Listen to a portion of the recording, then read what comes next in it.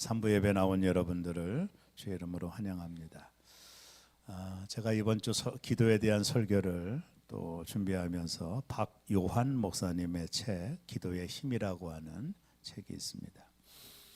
이 책을 한 주간 이렇게 읽어보면서 많은 교훈을 좀 얻었는데요. 이 책은 기도가 무능해져 버린 성도들에게 하나님의 응답을 간증하며 기도를 격려하는 책입니다. 저자는 기도는 명상이나 종교적인 형식이 아니다라고 말하며 기도의 응답을 반드시 받아야 된다라고 말합니다. 저자는 이 책에서 어떻게 응답을 받을 수 있을까? 저자는 자신의 체험을 이제 간증하면서 책을 쓰고 있습니다. 이 책에 보면 저자가 이런 말을 합니다. 하나님은 부르짖는 자녀들의 기도를 반드시 응답하신다. 기도는 실패하지 않는다. 이렇게 정의합니다. 저는 몇 주간 기도에 대한 설교를 합니다. 왜 제가 기도에 대한 설교를 계속하고 있는지 저도 모릅니다. 실은요. 말씀을 준비하려고 하면 늘 기도에 대한 말씀들이 떠오르는 걸 보면 아마 연초에 하나님께서 우리 교회 성도들에게 기도를 요구하시는 것이 아닌가 생각이 들 정도입니다. 제가 1월 12일 날 구하라 찾으라 두드리라는 주제로 말씀을 드렸고요. 1월 18일에는 야베스의 기도를 통해 우리가 어떤 기도를 하나님 앞에 드려야 되는지 말씀을 드렸고요. 1월 26일에는 응답이 늦어질 때 우리가 어떻게 해야 되나, 또 2월 2일에는 기도가 힘든 이유에 대하여 말씀을 드렸습니다.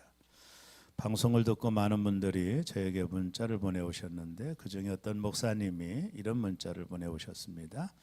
목사님 설교에 은혜 받았습니다. 저도 마음을 정해놓고 기도에 힘쓰고 하나님과의 교제에 더욱 마음을 쏟겠습니다. 라는 문자였습니다. 오늘은 5번째 시간으로 응답받는 기도에 대해 말씀을 함께 나누려고 합니다. 저는 지난 시간 여러분들에게 그런 말씀을 드렸어요. 기도 없이 살아가는 것에 익숙한 것을 저는 지적을 했습니다. 정말 많은 성도들이 교회를 다니고 신앙생활을 하지만 기도 없이 사는 삶이 너무 익숙해져 있습니다. 그것을 좀 안타깝게 여기면서 우리가 기도 없이 살아가는 것이 익숙한 것이 얼마나 위험한 것인가를 지난 시간에 말씀을 나눈 것으로 기억이 납니다. 여러분, 기도 없이 살아간다라고 하는 것은 영적으로 보면 상당한 교만이 있는 것이죠. 그것은 내 힘으로 살 수 있다라고 하는 반증이기 때문에 하나님 편에서 보면 기도 없이 살 수 있다라고 하는 것은 큰 교만이에요. 그래서 다윗이 하나님 앞에 내가 기도 쉬는 죄를 범하지 말게 해달라 그런 간구도 하나님 앞에 드렸죠. 내 힘으로 살 수 있다라고 하는 반증, 그것이 기도를 붙잡지 않는 이유가 되거든요. 여러분, 성경은 내 힘으로 살 수 있다면 왜 하나님께서 우리에게 기도해라, 내 집은 만민이 기도하는 집이다, 이런 말씀을 하셨겠습니까? 이제 기도 없이 살던 익숙한 삶을 터닝한다라고 하는 것은 제 경험에 의하면 정말로 어려운 것입니다. 우리는 기도 없이 살아가는 것이 너무 익숙해져 있습니다. 이것을 바꾸어 내가 기도를 붙잡는 삶을 살아간다라고 하는 결단은 이건 정말로 어려운 거예요. 제 경험에 의하면. 그러나 이것을 우리가 결정을 하셔야 됩니다. 오늘 제가 계속 금년에 들어와 이 기도에 대한 설교를 성령께서 저에게 요청하는 이유가 저는 거기 있다고 봐요. 우리 새롬의 성도들이 기도 없이 살아가는 익숙한 삶을 한번 점검하라는 것이죠. 이제 우리가 마음의 결정을 좀 해야 돼요. 여러분, 이제는 우리가 기도해야 돼요. 기도 없이 살아가는 삶을 정리하셔야 돼요. 이제 남은 나의 인생 하나님 앞에 기도의 마음을 갖고 기도를 붙잡는 인생을 사셔야 돼요. 그러기 위해서 저는 지난 시간에 장소를 정하고 시간을 정해야 된다, 이런 말씀을 드렸죠. 시간을 정하지 않는 것은 기도하지 않는 것입니다. 또 시간이 나면 기도하겠다라는 말은 기도하지 않겠다라는 뜻을 말하고 있는 거예요. 우리의 삶에 기도가 중요한 것을 깨닫고 연초에 계속 하나님께서 저에게 기도에 대한 메시지를 주는 의미들을 여러분이 조금 감지하시고요. 우리가 이제는 기도가 익숙하지 않는, 기도 없이 살아가는 삶에 익숙해진 것을 되돌려서 이제는 하나님의 말씀을 붙잡고 기도의 삶을 살아야 된다라고 봅니다. 이제는 하나님이 공급하시는 힘으로 사는 법을 배우셔야 돼요. 우리는 너무나도 하나님의 공급이 없이 살아가는 삶을 지금까지 살아오고 있는 것입니다. 하나님의 공급을 받는 삶은 기도하는 삶이요, 하나님은 처음부터 우리가 기도함으로 하나님의 공급을 받도록 우리를 만드신 거예요. 그래서 내 집은 만민이 기도하는 집이다라고 말씀하신 것입니다. 어떤 분이 이런 말을 하더라고요. 기도는 설교보다 더 위대한 것이다. 왜냐하면 설교는 하나님에 관해 말하는 것이지만 기도는 하나님과 말하는 것이기 때문이다. 5만 번의 기도 응답을 받은 조지 물러 목사님을 아시죠? 그분은 그의 책 말미에서 이렇게 말했습니다.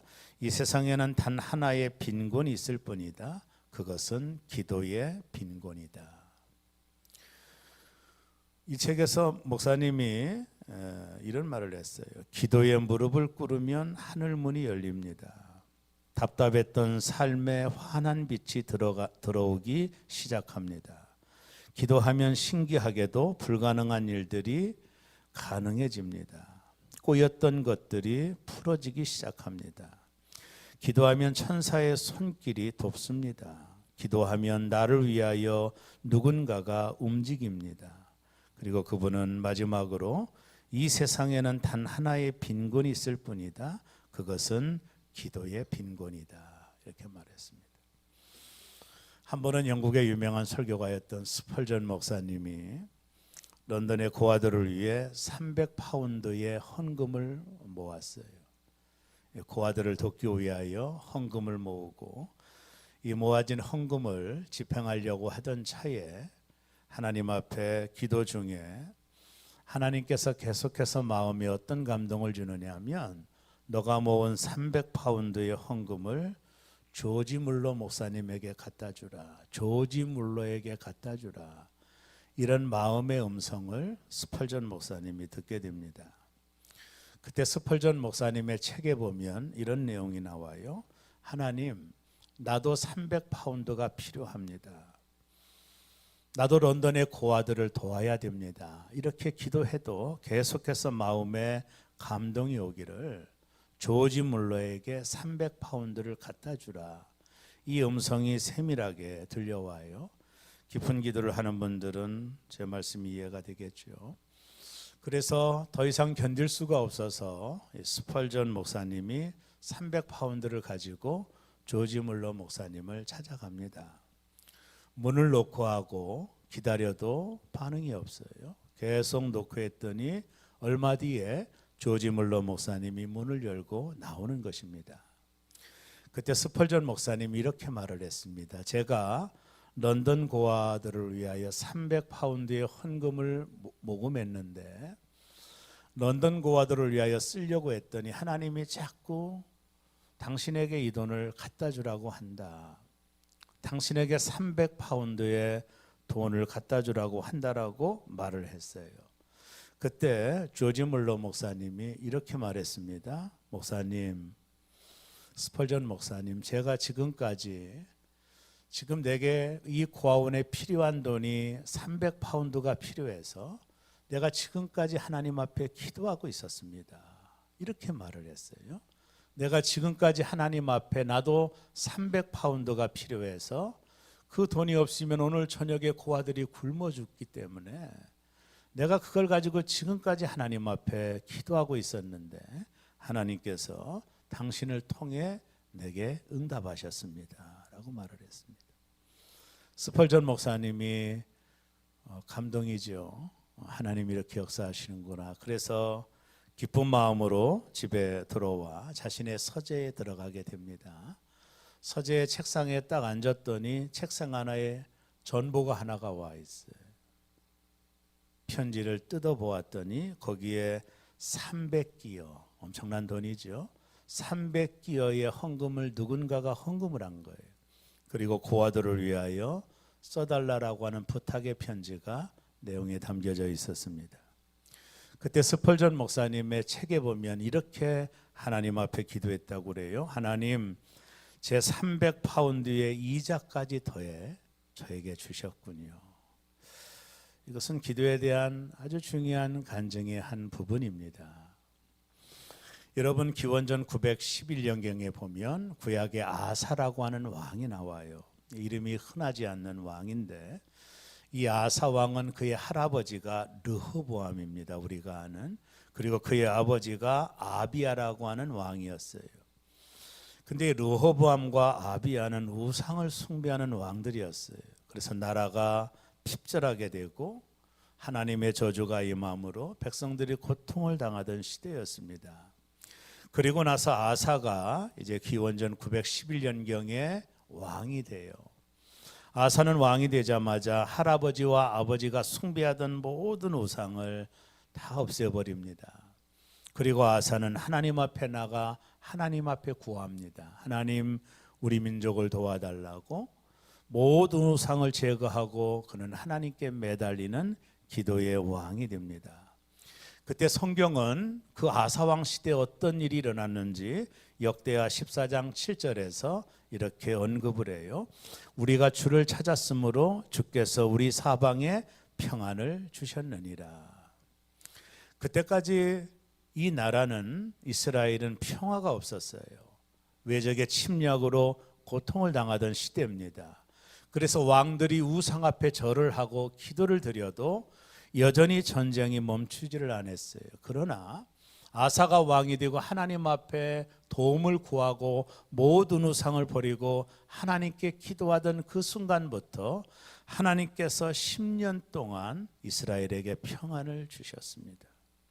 이 10년 동안 아사는 성읍을 건축하고 성곽과 망대와 문의 빗장을 만들고 58만의 군대를 양성합니다. 이 평화의 기간 동안에 내실을 기해요. 그러고 나서 부강한 나라가 되고 더 이상 이스라엘을 괴롭힐 수 없는 강력한 나라를 만들게 돼요. 그것은 이 와사왕이 하나님 앞에 기도함으로 주었던 10년의 평안 가운데 이루었던 업적이었습니다. 이것은 우리에게 큰 도전을 주어요. 우리도 아사처럼 하나님께 부르짖으면 하나님께서 나에게 평안을 주셔요. 이것은 기도하는 자들의 간증입니다. 내가 하나님 앞에 부르짖고 내가 하나님 앞에 구하면 하나님 나의 모든 삶의 바운다리 가운데 평안을 허락하셔요. 이것이 기도하는 자들의 간증입니다. 내가 하나님 앞에 구하면 하나님이 일하시기 때문에 우리의 삶의 평안 가운데 하나님 우리를 이끌어 주시는 것, 이것이 기도의 능력이라는 것입니다. 기도하는 사람은 언제나 이깁니다. 기도하는 사람은 언제나 하나님이 함께 하십니다. 우리가 기도할 때 하나님이 일하시고 하나님이 역사하시는 거예요. 우리가 예레미야를 보면, 예레미야 33장에 보면 시위대 뜰에 갇힌 예레미야에게 하나님이 이런 말씀을 주셨어요. 너는 내게 부르짖으라. 내가 내게 응답하겠고 내가 알지 못하는 크고 비밀한 일을 내게 보여줄 것이다. 예레미야에게 하나님이 주셨던 이 응답의 말씀 바로 앞에 하나님이 하나님 자신을 예레미야에게 말씀하셨어요. 뭐라고 말씀하셨느냐 하면 이 일을 행하는 여호와, 그것을 성취하는 여호와가 내게 말하노라. 너는 내게 부르짖으라. 내가 내게 응답하겠고 내가 알지 못하는 크고 비밀한 일을 보여줄 것이다. 하나님은 당신을 이렇게 말씀했어요. 나는 이 일을 행하는 여호와다. 나는 그것을 성취하는 여호와다. 하나님이 일하시도록, 하나님이 이루시도록 그 능력이 어디 있어요? 기도에 있는 것입니다.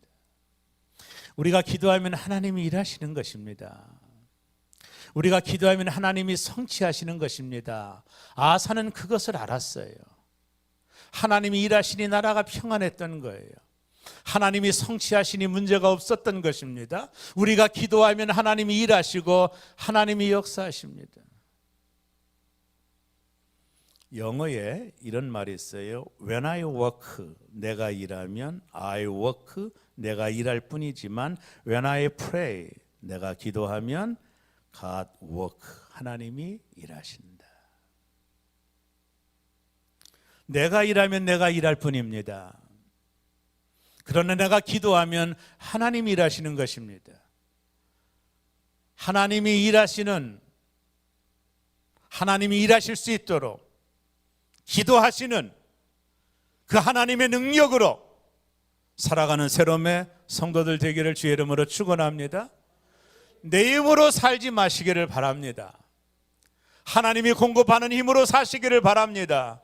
천지 만물을 창조하신 하나님이 여러분을 위하여 일할 수 있도록 우리가 은혜의 보좌 앞에 나아가 내 힘으로 살아가는 삶을 열어놓고 이제는 하나님이 일하실 수 있도록 기도를 붙드는 저와 여러분의 마지막 인생이 되시기를, 남은 인생이 되시기를 주의 이름으로 축원합니다. 이제 기도의 응답을 받기 위하여 뭐가 필요할까요? 저는 제 경험을 가지고 한 3가지 정도로 말씀을 드리려고 해요. 첫째는 구하는 것이 명확해야 됩니다. 저는 이것을 기도의 타켓이라는 말로 표현을 합니다. 제가 전에 섬기던 교회 기도학교를 열었는데요, 많은 분들이 참여하여 한 40일 동안 이 기도의 교재를 가지고 훈련한 적이 있어요. 거기에 보면 기도의 가장 중요한 것은 타켓을 정하는 것이에요. 쉽게 말하면 구하는 것이 명확해야 되는 겁니다.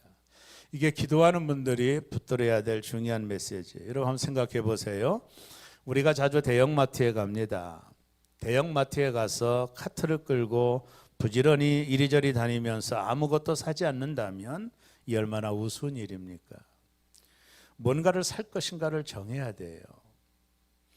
기도도 마찬가지입니다. 무엇을 구할 것인가를 명확하게 해야 돼요. 가장 어리석은 것은 하나님 알아서 해주세요라고 말하는 거예요. 여러분, 기도에 정말로 중요한 것은 기도의 제목이 분명한 거예요. 이것이 기도자가 가지고 있어야 될 가장 중요한 태도입니다. 응답받는 기도의 첫 번째 키워드는 기도 제목이 분명해야 된다는 거예요.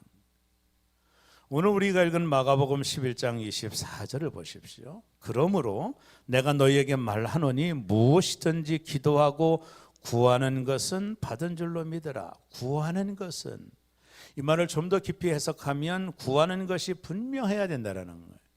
너가 구하는 것이 분명히 있어야 된다는 것이. 기도의 첫 번째 응답의 요소가 뭐냐면 우리가 구하는 것이 분명해야 되는 거예요. 명확해야 되는 거예요.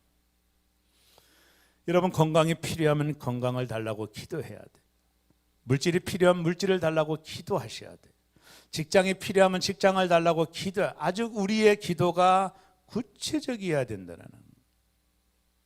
제가 1부 때 2부 때도 말씀드렸지만 한 형제가 결혼을 앞두고 배우자를 찾고 있었어요.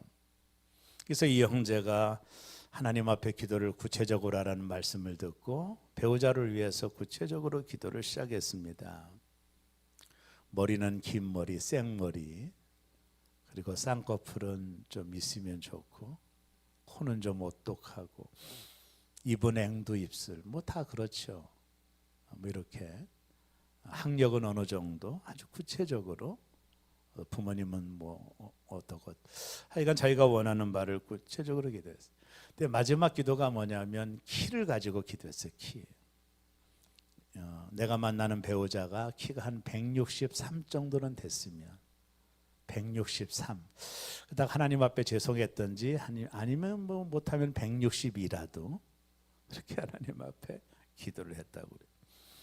얼마 지나지 않아서 어떤 분이 전화가 왔어요. 중매를 서겠다고 그러는, 어떤 카페에 자매가 있을 테니 가서 만나보라고. 기도를 했으니까 믿음을 가지고 카페를 갔죠. 가서 딱 보니까 자기가 기도하는 자매 구체적으로 기도하는 그 자매가 거기 앉아 있는 거, 쌍꺼풀이 있고 생머리 있고 등등 뭐 이런 거 대화를 나누다 보니까 너무나도 명확한 거예요. 하나님 너무 감사합니다. 근데 마지막 기도가 뭐냐면 키 기도했잖아요. 키가 163이나 2를 원했는데 자매에게 물어봤대요. 당신 키가 얼마 되느냐고. 그랬더니 자매가 내 키가 어떤 때는 163이었다가 어떤 때는 162거든. 형제가 무릎을 치고 하나님이 응답하신 자매라고. 믿거나 말거나. 여러분 기도가 중요한 게 뭐냐면 막연하게 기도하면 막연하게 응답하고 구체적으로 기도하면 구체적으로 응답하셔요. 기도의 응답을 받으려면 먼저 정말로 간절한 무엇인가가 필요한 거예요. 우리가 간절한 무엇인가가 올 때 포커스가 맞춰지는 거거든요.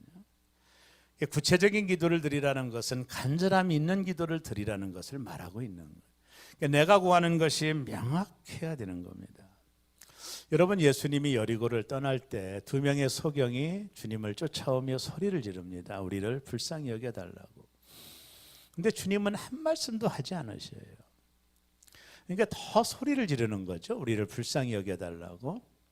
주님이 한 말씀도 하지 않으니까 제자들이 소경들을 찾아가서 당신들 그냥 가라. 주님이 아무런 반응이 없다. 그래도 계속 소리를 지르는 겁니다. 그때 예수님께서 발걸음을 멈추더니 그들을 내게로 데려오라 말씀하시죠. 그러고 나서 이들이 예수님께로 왔습니다. 그때 예수님이 이들에게 질문을 던져요. 그것이 마태복음 20장 32절입니다. 여러분 여기 이렇게 질문하죠. 너희에게 무엇을 하여 주기를 원하느냐. 여러분 이 질문은 상황에 맞지 않죠. 아니 눈을 들어온 걸 누가 몰라요. 예수님도 알죠. 제자들도 의아했을 거예요. 아니 주님이 이들이 눈을 뜨기 위해서 왔는데 너에게 무엇 하여 주기를 원하느냐 묻는 이 질문 자체가 좀 현실적이지는 않죠. 그럼에도 불구하고 주님은 묻고 있는 거예요. 너에게 무엇을 하여 주기를 원하느냐. 너희가 간절히 원하는 게 뭐냐. 이걸 묻고 있는 거예요. 그때 이들이 아주 명료한 대답을 합니다. 20장 33절인데요. 이르되 주여 우리가 눈뜨기를 원하나이다. 우리가 눈뜨기를 원하나이다. 그리고 예수님은 그 말씀을 들으시고 너의 소원대로 되라 할 때 이들이 눈이 현장에서 떠지게 되죠. 자, 여기서 주님과의 대화 속에 우리가 발견할 수 있는 것이 뭐냐면 예수님은 묻고 있는 거예요. 너가 원하는 것이 뭐냐는 거예요. 이건 우리가 하나님 앞에 드리는 기도에 아주 중요한 열쇠가 되는 거예요. 우리가 하나님 앞에 기도할 때 우리의 기도가 명료해야 된다는 거예요. 두리뭉실하지 않고 명확한 기도 제목이 있어야 된다는 겁니다. 우리가 기도 제목이 명확해지려면 간절함이 있지 않으면 불가능해요. 내가 뭔가를 간절하면 목적이 명확해질 수 있는 거예요. 그러니까 주님이 우리에게 원하는 것은 간절함을 가지고 오라는 거예요. 그럴 때 우리의 기도가 클리어해지는 거예요. 명확해지는 겁니다. 우리의 기도를 구체적으로 하나님 앞에 응답받는 기도가 그거거든요. 명확해요. 제 경험을 가지고는 구체적입니다. 제가 전에 성전 건축 전에 건축을 해야 되나 말해야 되나 갈등하고 있을 때 하나님 앞에 이런 기도를 드렸어요. 하나님, 누군가가 얼마만큼 헌금을 액수까지 내가 말씀해. 누군가가 이 정도로 헌신한다면 내가 건축을 시작하겠습니다. 2주일도 안 돼서 하나님이 응답하셨어요. 그 부부가 찾아왔어요. 정확한 돈을 헌금을 하셨어요. 이건 정확하게 응답받는 거거든요. 명확한, 내가 하나님 앞에 드렸던 것이 흐리부지한 게 아니에요. 명확한 거예요. 우리가 기도가 응답받으려면 우리의 기도 제목이 명확해야 됩니다. 이게 응답받는 첫 번째 요소입니다. 하나님 알아서 해주세요. 그건 너무나도 문제가 있는 거예요. 여러분이 기도의 응답을 받으려면 내가 하나님 앞에 드리는 기도가 명확해야 된다. 명확하려면 우리의 간절함이 맞춰지지 않으면 명확한 기도를 드릴 수 없는 거예요. 응답받는 첫 번째는 우리의 기도가 명확해요. 타켓이 분명해야 된다. 기도 제목이 분명해야 됩니다. 그런 기도를 하나님이 응답하시는 거예요. 이게 응답받는 기도의 첫 번째 중요한, 제 경험을 가지고 말씀드리면 중요한. 두 번째는요, 받은 줄로 믿으라입니다. 여러분, 이게 참 아주 너무나도 중요한 메시지예요. 받은 줄로 믿으라. 마가복음 11장 24절에 보면, 오늘 본문에 보세요. 그러므로 내가 너희에게 말하노니 무엇이든지 기도하고 구하는 것은, 여기 보세요. 기도의 바운다리가 뭐예요? 무엇이든지. 무엇이든지예요. everything, 모든 게예요. 우리의 기도의 제목은 모든 것이 될 수 있어요.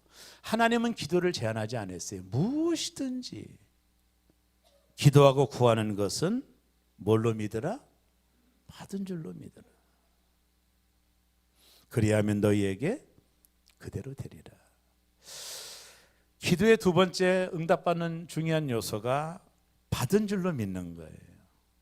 그런데 이게 쉬운 게 아닙니다, 여러분. 이 헬라어의 시제를 가만히 보면, 먼저 기도하고 구하는 것은 현재형입니다. 받은 줄로 믿으라는 것은 과거형이에요. 그리고 그리하면 너희에게 그대로 되리라는 미래형인데, 중요한 건 뭐냐면 받은 줄로 믿는 것은 과거라는 거예요.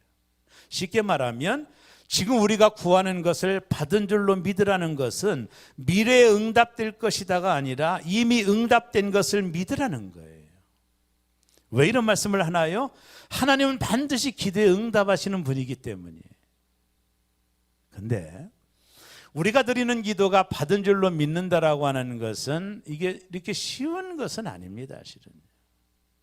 이 믿음을 누구나 가질 수 있는 것은 결코 아니에요, 제가 볼 때. 이건 신뢰감이에요. 자, 우리가 뭔가를 부탁하러 갑니다. 뭐 부탁하러 갈 수 있죠. 근데 저 사람이 이걸 과연 들어줄까? 이런 생각이 들잖아요. 내가 이 사람에게 이걸 부탁하면 저분이 내 부탁을 들어줄까? 이런 생각이 드는 관계가 있죠. 근데 어떤 때는 이분은 반드시 나의 부탁을 들어줄 거야. 여러분, 이런 대화가, 이런 가능성이 언제 가능합니까? 쉽게 말하면 관계가 깊지 않으면 이 사람이 나의 부탁을 들어줄까가 의문점이 되는 거예요. 이해가 되겠죠? 그러나 관계가 깊으면, 온전히 믿게 되면, 오랫동안 관계가 깊어지고 그 사람을 온전히 내가 신뢰하고 믿게 되면 이분은 반드시 내가 부탁하는 것을 들어줄 거야. 이 믿음이 생기는 거예요. 신뢰감이라고 하는 것은 관계죠. 관계가 깊지 않으면 신뢰할 수 없는 거예요. 기도는 그런 거예요. 믿어진다라고 하는 것은 하나님과의 관계가 매우 깊은 거예요. 이것은 누구나 적용할 수는 있지만 어려운 거예요, 실은. 여러분, 하나님이 내 기도를 응답하실 거라는 걸 정말 믿습니까? 여러분, 그 믿음을 갖기까지는 하루아침에 되어지는 게 아니에요, 그게. 여러분, 어떤 사람이 나를 찾아와서 나에게 뭘 부탁할 때 나를 믿고 과연 부탁을 할까? 나와의 교제도 없이 저 사람이 나를 믿는다? 여러분, 이게 가능한 일입니까? 내가 누군가를 신뢰하고 믿는다라고 하는 것은 하루아침에 되어지는 상황은 아니에요. 기도라고 하는 것은 교제라고 하는 것, 하나님과 깊은 교제를 통해서 우리가 항상 하나님과 교제함으로 신뢰감이 있어야지는 거예요. 이 관계가 깊어질수록 내가 기도하는 것이 응답된다라는 믿음도 깊어져 가는 거예요, 실은. 문제는 관계예요. 하나님과 전혀 관계가 없이 내가 문제가 생겼을 때 하나님이 내 기도에 응답할 거라는 확신을 갖는다? 여러분, 이건 넌센스입니다, 실은. 여러분과 상관이 없는 사람한테 찾아가서 그 사람을 믿으라고 한다면 믿어집니까? 기도는 관계예요. 주께서 나의 기도에 응답하실 것이라는 것을 믿는다라고 하는 것은 이 관계성을 말하고 있는 거예요. 근데 분명한 건 뭐냐면 우리가 하나님 앞에 드리는 기도가 응답될 것이다. 이게 믿는 거라는 것은 매우 중요한 거예요. 하나님 편에서나 우리 편에서나 너무나도 중요한 겁니다. 우리가 하나님 앞에 기도할 때, 우리가 하나님 앞에 기도를 드릴 때, 우리가 하나님 앞에 기도한 것은 이미 받았다는 생각으로 채워야 되는 것이 우리의 태도예요. 쉽게 말하면 기도가 응답 안 될 줄도 모른다는 생각을 우리의 마음속에 허락하면 안 되는 거예요. 내가 구하는 것을 받았다라는 사실을 의심하면 안 돼. 만약에 의심이 들면 그 의심을 꾸짖으며 대적해야 돼. 왜요? 그 의심은 하나님이 주는 것이 아니라 마귀가 주는 거예요. 여러분, 하나님과의 관계가 깊어지는 분들, 하나님이 내 기도에 반드시 응답하신 것을 믿을 수 있는 분들은 시간의 문제라고 생각하지 응답이 될 것인가 안 될 것이라는 문제를 논하지는 않아요. 왜냐하면 하나님을 온전히 신뢰하기 때문이에요. 쉽게 말하면 시간의 문제일 뿐이에요. 언제 응답되느냐 안 되느냐의 문제지 이것이 응답될 거냐 안 될 거냐를 의심하지는 않아요. 왜? 그만큼 하나님의 신뢰의 관계가 있는 거예요. 이거는 흔들릴 수 없는 진리예요. 저에겐 그게 있어요. 내가 어떤 목적을 가지고 기도하는 걸 하나님이 응답할까 안 할까 저는 고민하지 않아요. 저는 확신합니다. 문제는 뭐냐면 내가 드리는 기도에 언제 응답할까 그 타이밍이 나에게 문제지 응답될까 안 될까를 고민하지는 않아요. 이건 하나님과의 신뢰죠. 우리가 하나님 앞에 기도하는 것이 반드시 응답되는 것을 믿는 것은 그만큼 하나님과의 교제의 내공이 깊은 거예요. 그분을 의심하지 않는 거예요. 하나님을. 그러니까 언제 응답될 거냐가 문제지 될 거지 안 될 그걸 의심하지 않는 거예요. 그런데 의심하는 건 마귀가 주는 거예요. 여러분 야고보서 4장 7절에 보면 그런즉 너희는 하나님께 복종할지어다 마귀를 대적하라 그러면 너희들을 피하리라. 이 의심은 마귀가 주는 거예요. 100% 마귀입니다. 우리가 하나님 앞에 드리는 기도에 의심하게 되는 이 마귀가 주는 아주 전형적인 거예요. 그래서 우리가 야고보서 1장 6절에 보면 오직 믿음으로 구하고 조금도 의심하지 말라. 의심하는 자는 바람에 밀려 요동하는 바다 물결 같으니 이어서 7절에 이런 사람은 무엇이든지 죽게 얻기를 생각하지 말라. 여러분 기도가 반드시 이루어질 것을 믿는 것은 하나님과의 오랜 관계 속에서 쌓여진 내공입니다. 실은. 왜냐하면 하나님과의 관계가 깊어진 자들은 뭘 기도해야 될지를 알아요. 응답받는 기도가 뭔지도 압니다. 100%입니다. 그러나 관계가 없는 사람들은 하나님 뭘 원하는지를 몰라요. 그러니 응답받을 수 있는 기도를 할 수가 없어요. 실은. 그러니까 이거는 아주 내적인 거죠.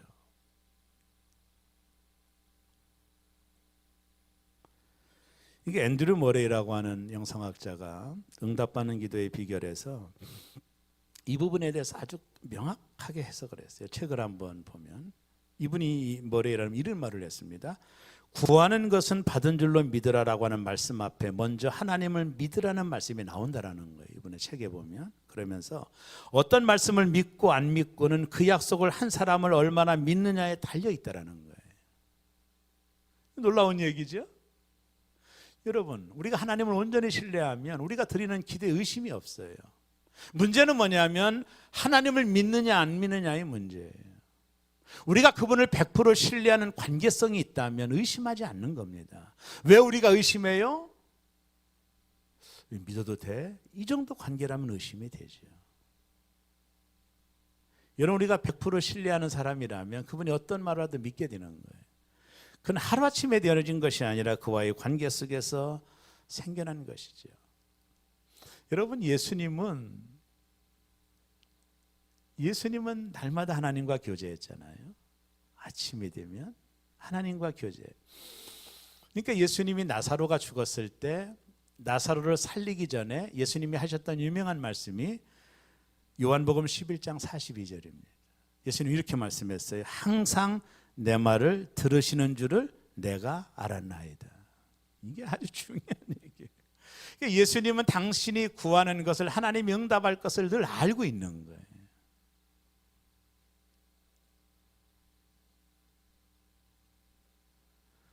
여러분 누군가가 여러분을 찾아와서 나를 좀 믿고 돈을 좀 빌려주세요 하면 누굴 여러분 신뢰할 수 있겠어요? 의심하게 되는 거예요. 의심이 없는 이유는 100% 신뢰할 때만이 가능한 거예요. 그러니까 오늘 너희가 의심하지 않고 구하면 다 응답한다라는 말 앞에는 하나님을 믿으라는 말이 먼저 있다라는 거예요. 그 신뢰감이 없으면, 하나님을 온전히 믿는 신뢰감이 관계 속에서 형성이 되지 않으면 내가 드리는 기도조차도 의심할 수밖에 없다라는 거예요. 이런 사람은 바람에 요동하는 바닷물결 같다라는 것입니다. 우리가 왜 항상 기도해야 돼요? 하나님과의 깊은 관계를 맺는 겁니다. 기도가 깊어지면 그분과의 관계가 깊어지는 거예요. 그러면 어떻게 되는지 아세요? 그분이 원하는 걸 구하게 되어 있어요. 여러분 아세요? 그분이 기뻐하는 것이 나의 기도가 돼요. 관계가 깊어지면. 근데 우리가 기도에 응답이 없는 걸, 그분이 원하지 않는 걸 구하는 거예요. 왜 그런 기도를 해요? 하나님을 몰라요, 우리가. 사귐이 없으니까. 어제 토요일날 큐티 강사님이 오셔서 큐티 하던데 그분이 그런 얘기 하더라고요. 하나님과 큐티가 없이는 하나님이 내 인생을 드라이브할 수 없다라는 거예요. 이게 아주 정확한 지적입니다. 내가 하나님과의 교제가 없이는 하나님이 내 인생을 드라이브 운전할 수 없다라는 거예요. 여전히 내는 내 주장과 생각대로 살아갈 뿐이라는 거예요. 기도도 마찬가지입니다. 우리가 하나님과의 깊은 관계를 맺게 될 때 하나님이 원하는 기도를 할 수 있는 거예요. 왜? 그분이 뭘 원하는지를 알게 되는 거예요, 관계 속에서. 그래서 요한복음 포도나무 비유해 보면 너희가 내 안에 거하고 내 말이 너희 안에 거하면 무엇이든지 원하는 대로 구하라. 그리하면 이루어 주리라.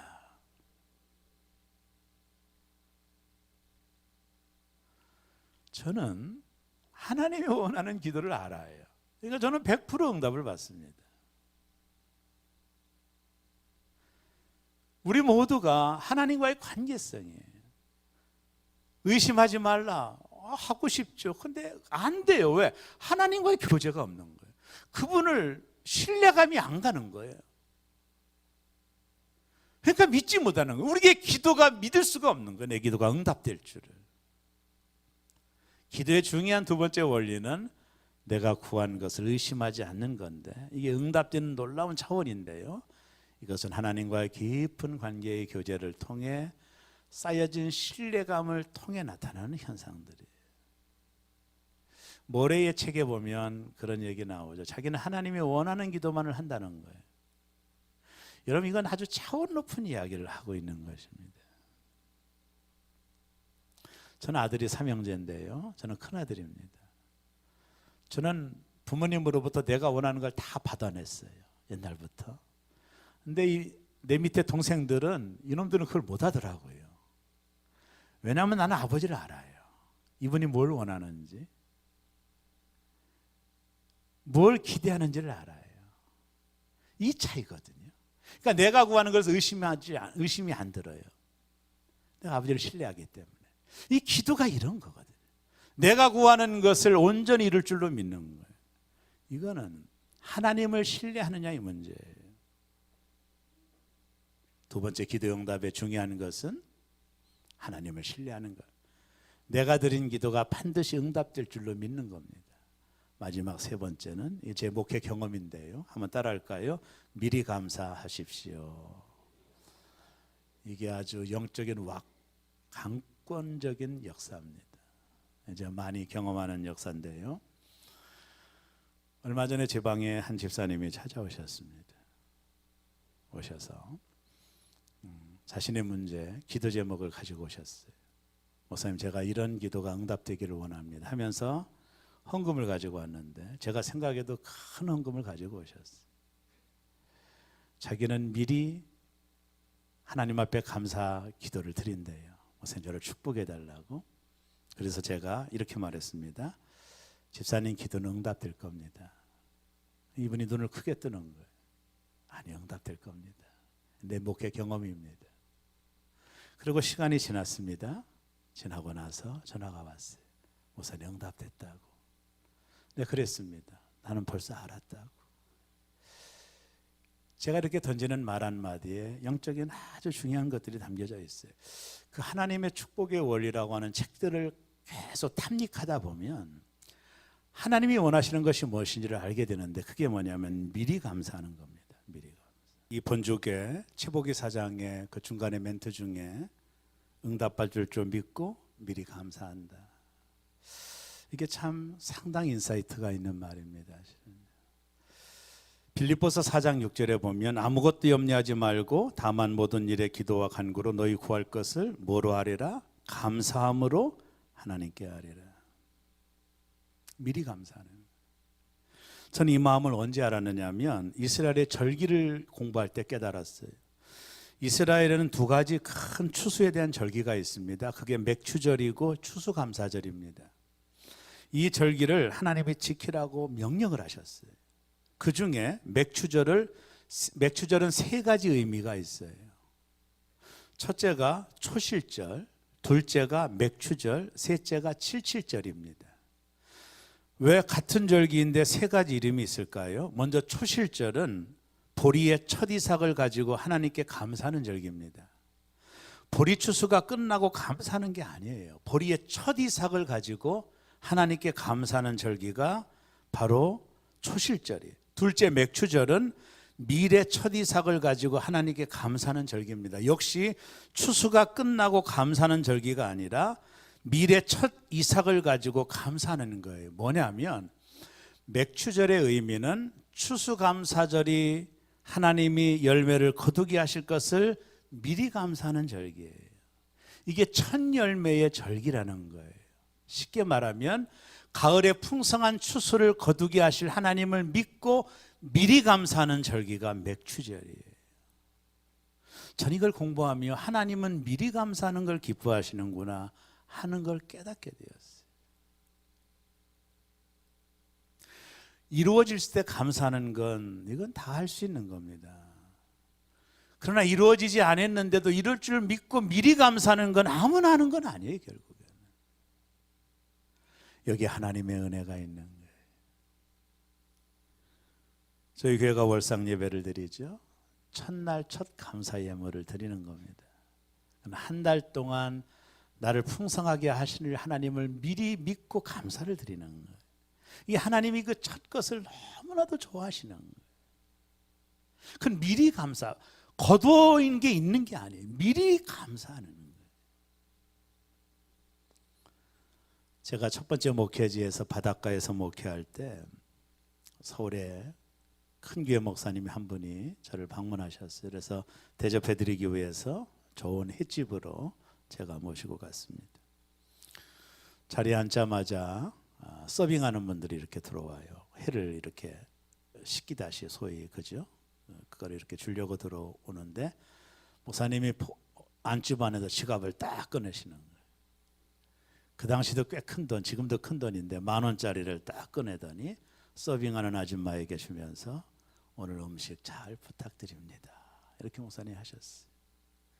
이 아줌마가 그걸 받고 전혀 경험이 없는 거잖아요. 너무 기뻐하는 거예요. 주인 모르게 받는 거죠.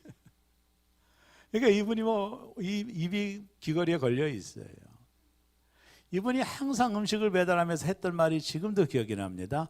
뭐 필요한 거 있으면 말씀하세요. 들어올 때마다 뭐 필요한 거 있으면 말씀하세요. 제가 그렇게 큰 대접을 받은 적이 없어요. 그래서 저도 이걸 배웠어요. 그래서 이게 서빙하는 집 같은 데 가면 저도 이제 가끔 돈을 꺼내서 10,000원짜리를 이렇게 주다가 집사람한테 겁나게 혼나고 이제 그다음부터는 5,000원짜리로 딱 주면서 오늘 서빙 잘 부탁합니다. 이렇게 하면 정말 달라요. 감사는 미리 하는 거구나. 이게 미리 감사하는 것이 하나님 앞에 팁을 드리는 거구나. 이렇게까지 말하면 죄송하지만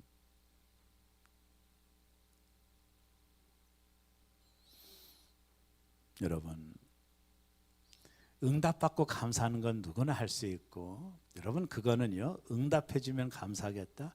그건 하나님과 거래하는 거거든요. 근데 미리 감사는 거래하는 게 아니에요.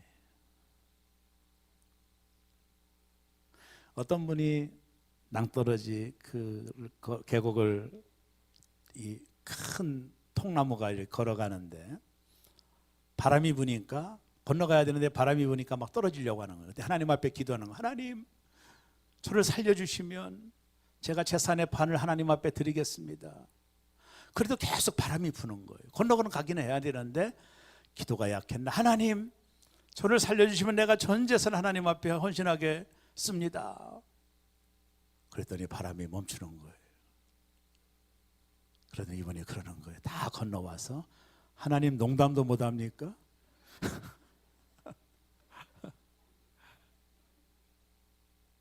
우리는 하나님을 끝없이 거래하려고 하는 거예요.